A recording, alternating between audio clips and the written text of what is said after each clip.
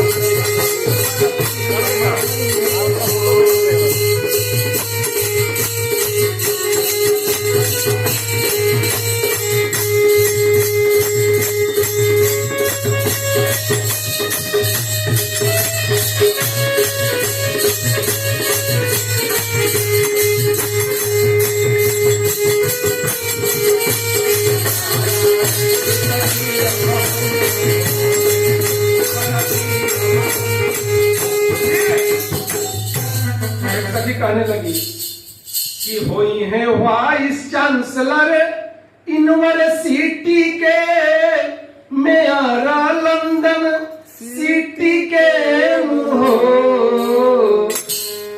अरे हुई है वाइस चांसलर यूनिवर्सिटी के मेरा लंदन सिटी के हो। ललना ललना ललना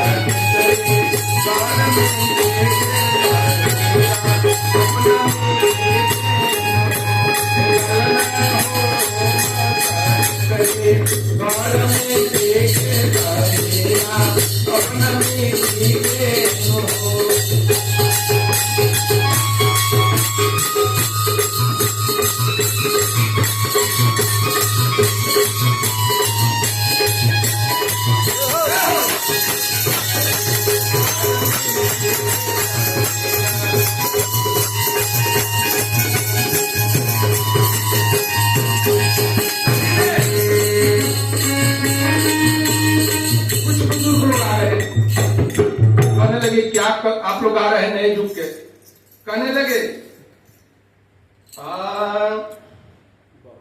बोले कि ये कलयुग का गीत गाइए, त्रेता का भजन गाइए क्या कि बबुआ हमारे, अरे बबुआ हमारे महाराज हुई है, राजाया धीराज हुई है हो। राम जी को देख करके कहने लगे कि बबुआ हमारे महाराज हुई है, राजा आधिराज हुई है हो। ए ललना ए ललना ए ललना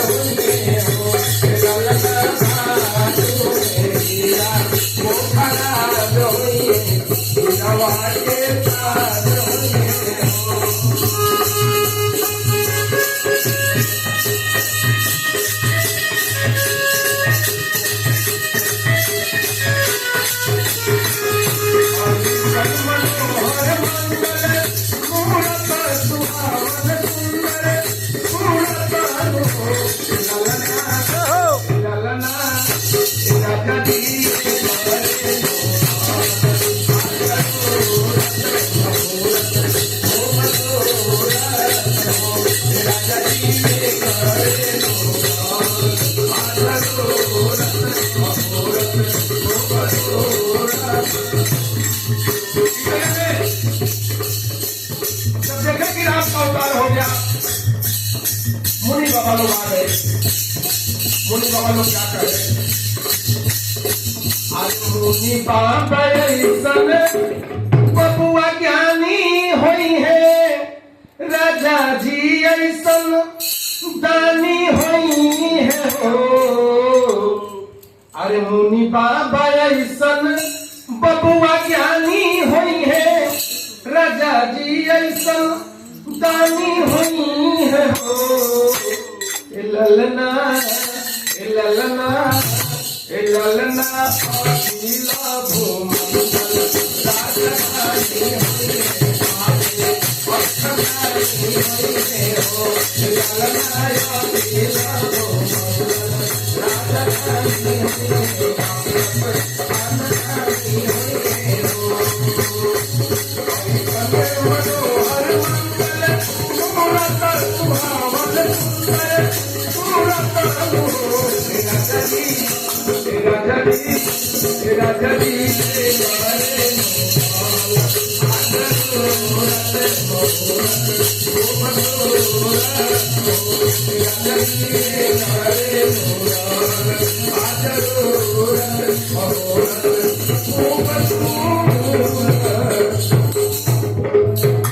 प्रेम से बोलिए राजा रामचंद्र की जय।